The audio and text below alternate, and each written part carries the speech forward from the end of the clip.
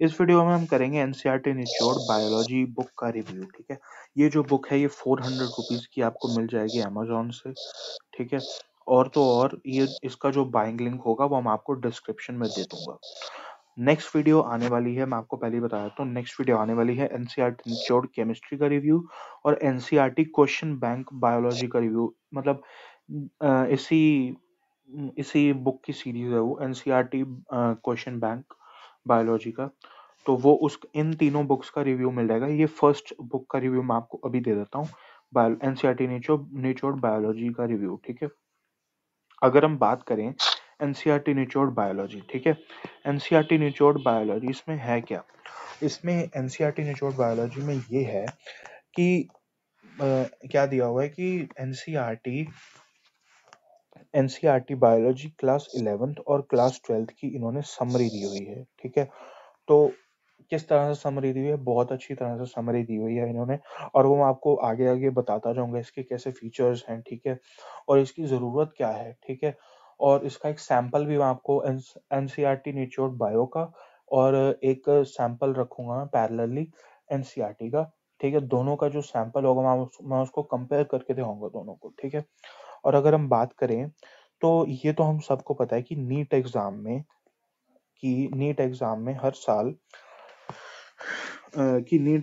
हर साल NCERT biology से number of question ज्यादा पूछे जा रहे हैं। हर साल क्वेश्चंस एनसीईआरटी की लाइन से पूछे जा रहे हैं। ठीक है, और अगर हम देखें तो इसका मतलब हमें एनसीईआरटी बायोलॉजी की कम से कम 5 से 10 रिवीजन्स तो करनी ही पड़ेंगी। ठीक है ना? तो अब एनसीईआरटी को रिवाइज करने में प्रॉब्लम क्या आती है वो मैं आपको बताता हूँ। एनसीईआरटी को रिवाइज करने में प्रॉब्लम, अब आप एनसीईआरटी को दो तरह से रिवाइज कर सकते हैं आप। ठीक है, एक तरीका है कि आप क्या कर सकते हैं, आप एनसीईआरटी को डायरेक्टली रिवाइज कर सकते हैं।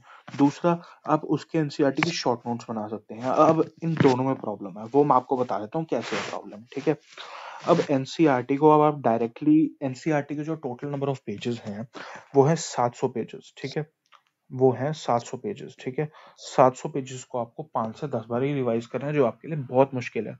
और एनसीईआरटी को समझना, एनसीईआरटी बायो को समझना बहुत ही मुश्किल है। ठीक है, ये आप अपने टीचर से भी जाके डिस्कस कर सकते हैं कि एनसीईआरटी बायो को समझना कितना मुश्किल है। ठीक है, क्योंकि जब भी आप एनसीईआरटी को पढ़ेंगे ना, जैसे मान लीजिए आज आपने एनसीईआरटी पढ़ी। ठीक है, आपने कोई एक आधा पैराग्राफ पढ़ा। ठीक है, तो आपने उसमें कुछ अच्छी तरह से जब पढ़ा, तो जब नेक्स्ट टाइम आप उस सेम पैराग्राफ को पढ़ेंगे तो आपको आप नोटिस करेंगे कि आपको अच्छा ये चीज तो लास्ट टाइम मैंने नोटिस ही नहीं की थी। आपका ये रिएक्शन होगा, देख लीजिएगा, क्योंकि जब भी आप एनसीईआरटी को पढ़ेंगे दोबारा से, हर बार जब आप एनसीईआरटी को पढ़ेंगे तो आपको कुछ ना कुछ नया पता चलेगा। इसलिए इसको समझना, एनसीईआरटी बायो को समझना बहुत ही मुश्किल है। और मान लीजिए अगर आपने समझने की टेक्निक समझ भी ली, मान लीजिए आपको पता चल गया कि हाँ एनसीईआरटी को रीड कैसे करना है, तो उन 700 पेजेस को आपको 5 से 10 बार ही रिवाइज करना है, जो कि आपके लिए बहुत ही टाइम कंज्यूमिंग होगा। ठीक है ना? तो चलो ठीक है, मान लिया कि हाँ चलो 700 पेजेस है ना, चलो ठीक है, हम एनसीईआरटी को डायरेक्टली रिवाइज नहीं कर सकते। ठीक है, तो आप क्या कर सकते हैं, आप शॉर्ट नोट्स बना सकते हैं एनसीईआरटी के, आप एनसीईआरटी के। ठीक है, और ये लगभग आपके 350 पेजेस के बनेंगे। ठीक है, तो अब ये शॉर्ट नोट्स बनाने के लिए आपको एनसीईआरटी को अच्छी तरह से समझना पड़ेगा, और ये समझना आपके लिए कोई आसान काम नहीं है, वो मैंने आपको पहले ही डिस्कस कर दिया है। ठीक है, और इसको बनाने में बहुत ज़्यादा टाइम लग जाएगा। ठीक है, आपको जब खुद नोट्स बनाने होंगे आपको बहुत ज़्यादा टाइम लग जाएगा। आपको फिजिक्स के भी नोट्स बनाने हैं, आपको केमिस्ट्री के नोट्स बनाने हैं, आपको बायो के नोट्स बनाने हैं। ठीक है, आपको एनसीईआरटी बायो के नोट्स बनाने हैं, आपको एनसीईआरटी केमिस्ट्री के नोट्स बनाने हैं। ठीक है, तो आपको अलग अलग नोट्स बनाने हैं, और एंड टाइम पे आपको, जब बिल्कुल एंड टाइम आ जाएगा तब आपको रिवाइज करना भी बहुत मुश्किल हो जाएगा इनको। ठीक है, क्योंकि आप एंड टाइम पे आपके पास फिजिक्स के नोट्स भी होंगे, बायो के नोट्स भी होंगे, केमिस्ट्री के नोट्स भी होंगे, एनसीईआरटी बायो के नोट्स होंगे, एनसीईआरटी केमिस्ट्री के नोट्स होंगे। ठीक है, एंड टाइम पे आपका आपको रिवाइज करना मुश्किल हो जाएगा, और अपना क्या होगा कि, और इसको बनाने में भी बहुत टाइम लगेगा। ठीक है, इसको बनाने में टाइम भी लगेगा और मुश्किल भी होगा इसको बनाना, तो ठीक है। अब हाँ, शॉर्ट नोट्स इसका सॉल्यूशन है कि एनसीईआरटी को रिवाइज करना, ठीक है। अब क्या है सॉल्यूशन? सॉल्यूशन है एनसीईआरटी निचोड़, ठीक है। एनसीईआरटी निचोड़ में क्या है? एनसीईआरटी निचोड़ में समरी दी हुई है, जैसे मैंने आपको पहले बताया, सॉरी, एनसीईआरटी निचोड़ में समरी दी हुई है, समरी दी हुई है, शॉर्ट नोट्स बनाए हुए हैं एनसीईआरटी के, ठीक है। एनसीईआरटी निचोड़ में एनसीईआरटी के शॉर्ट नोट्स बनाए हुए हैं। अब इससे क्या होगा? अभी ऑलरेडी आपके पास नोट्स बने हुए हैं, तो आपको बनाने की झंझट नहीं है, ठीक है। आपके पास बने बनाए नोट्स आ जाएंगे, ठीक है। आपका टाइम सेव होगा, ठीक है। आपका टाइम सेव होगा, और वो जो नोट्स आप खुद बनाएँगे, वो होंगे लगभग 350 पेजेज़ की, ये हैं 170 पेजेज़ के, ठीक है? और पहले आपको एनसीईआरटी को समझना पड़ेगा, फिर ठीक ठीक है, पहले आपको एनसीईआरटी को समझना पड़ेगा, फिर उसको बनाने में टाइम लगेगा, ठीक है? नोट्स को बनाने में टाइम लगेगा, इसको एन्स इस इन नो ये जो समरी दी हुई शॉर्ट नोट्स, इसके एनसीईआरटी निचोड़ को समझना बहुत आसान है, और उसको रिवाइज़ करना भी बहुत आसान है। इसको मेमोराइज़ करना भी बहुत आसान है, ठीक है? अब क्या बात है, अब चलिए ठीक है, मैंने इसका बता दिया कि हाँ, चलो ये सॉल्यूशन है एक तरह का। तो आप मेरे पे विश्वास मत कीजिए, आप खुद, मैं आपको अभी कंपैरिज़न करके दिखाता हूँ एनसीईआरटी और एनसीईआरटी निचोड़ का, ठीक है? मैंने दोनों का एक-एक सैंपल कि मतलब जैसे कि एक ये मैंने ले लिया एनसीईआरटी का ये सैंपल, और एक ये मैंने ले लिया एनसीईआरटी निचोड़ का सैंपल, सेम वाला, ठीक है? तो मैं अभी आप इसको रीड करके दिखाऊँगा दोनों को, और आपको खुद डिफरेंस पता चल जाएगा कि किसको पढ़ना ज़्यादा बेटर रहेगा आपके लिए, ठीक है? तो मैं आपको पहले पढ़ के दिखाता हूँ ये एनसीईआरटी वाला, ठीक है? पहले तो आप देख लीजिए, यहाँ पे लिखा हुआ है, testes are situated outside the abdominal cavity within a pouch called scrotum. The scrotum helps in maintaining the low temperature of testis, 2 to 2.5 degrees Celsius lower than the internal body temperature necessary for spermatogenesis in adults. Each testis is an oval shape with a length of about 4 to 5 centimeter and width of about 2 to 3 centimeter. The testis is covered by dense covering. Each testis has about 250 compartments and are called testicular lobules. ठीक है, ये पढ़ लिया हमने NCERT, ठीक है। अब हम देखते हैं कि एनसीई की अपना ये कैसे है, एनसीईआरटी निचोड़। अब इस सेम पैराग्राफ को इन्होंने 4 पॉइंट्स में डिफाइन कर दिया, देख लेते कैसे। एनसीईआरटी एनसीईआरटी निचोड़ सैंपल, ठीक है।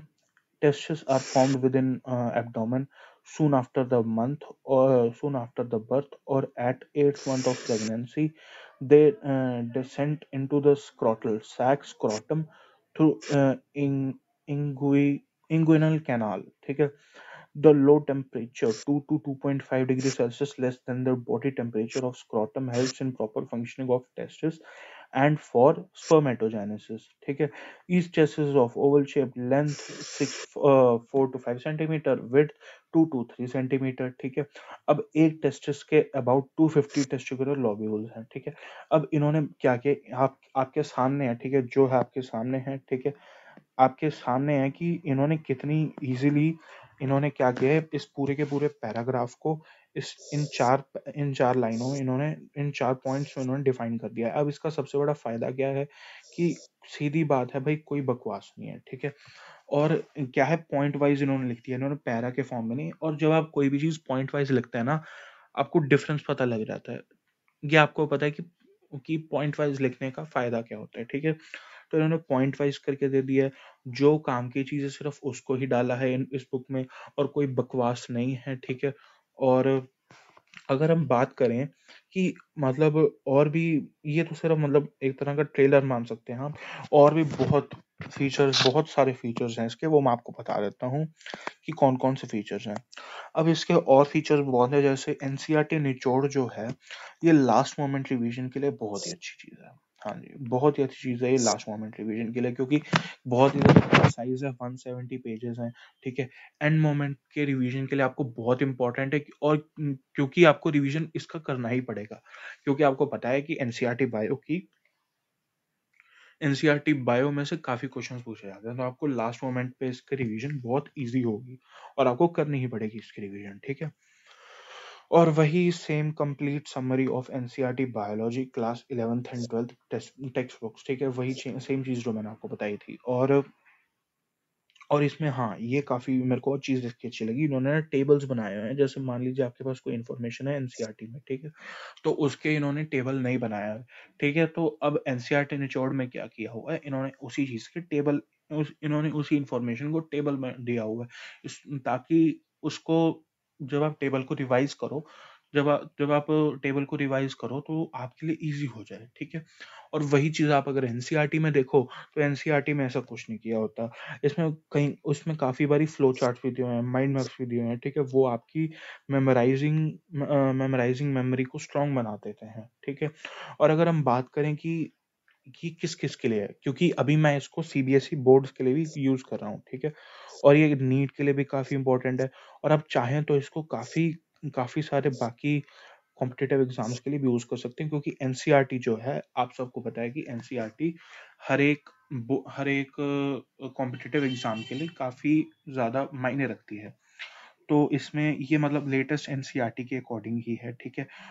और ये देखिए यहाँ पे भी सेम चीज लिखी हुई है इस पॉइंट में, multiple revisions of this book can ensure 340 plus marks in NEET. आपको मल्टीपल रिवीजन करनी पड़ेगी।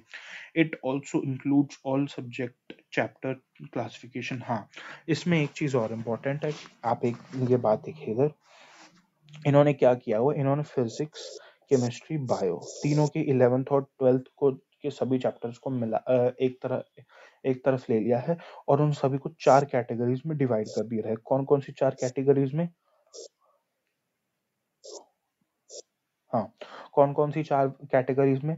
पहला, जिन चैप्टर्स को करने में एफर्ट कम लगेगा पर उनकी वेटेज ज्यादा है। दूसरा, जिन चैप्टर्स को करने में एफर्ट ज्यादा लगेगा पर उनकी वेटेज भी ज्यादा है। तीसरा, वो चैप्टर्स जिनको करने में एफर्ट कम लगेगा और उनकी वेटेज भी बहुत कम है, ठीक है। तीसरा चैप्टर जिनको करने में एफर्ट भी ज्यादा लगेगा पर उनकी वेटेज भी बहुत कम है, ठीक है। तो मतलब ये आपकी एंड टाइम के लिए बहुत अच्छा रिवीजन, मतलब जब आपके एग्जाम बिल्कुल पास आ गए, ठीक है, तो मतलब तब आप सिर्फ जो है जिनकी वेटेज ज्यादा है आप वो कर सकते हैं, ठीक है। और और आप स्टार्ट यहाँ से कर सकते हैं जिनके ऊपर एफर्ट कम लगेगा, ताकि आपके लिए आगे के चैप्टर्स करने इजी हो जाएं, ठीक है। तो यही था अभी का, यही था।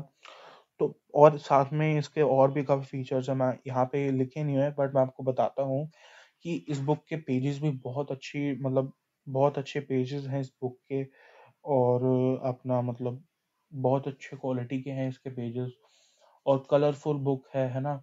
और डायग्राम्स भी बहुत अच्छे अच्छे हैं, मतलब सेम टू सेम एनसीईआरटी वाले हैं, ठीक है, क्योंकि पेपर में एनसीईआर मोस्टली एनसीईआरटी वाले डायग्राम से ही क्वेश्चंस पूछे जाते हैं, तो वही वही वाले डायग्राम इन्होंने डाले हुए हैं। और बाकी जब आप इस बुक को खुद खरीदेंगे ना, आपको खुद रियलाइज हो जाएगा कि लिटरली बहुत ही ज्यादा अच्छी बुक है, ठीक है। तो नेक्स्ट वीडियो आपकी आ जाएगी एनसीईआरटी निचोड़ केमिस्ट्री का रिव्यू और एनसीईआरटी क्वेश्चन बैंक बायोलॉजी का रिव्यू। वो मतलब इन्हीं, और वो दोनों बुक्स मतलब यही सेम वाली हैं, बस इसका मतलब आप समझ लीजिए इसी की सीरीज में है वो बुक। तो थैंक यू, मिलते हैं आपको नेक्स्ट वीडियो में।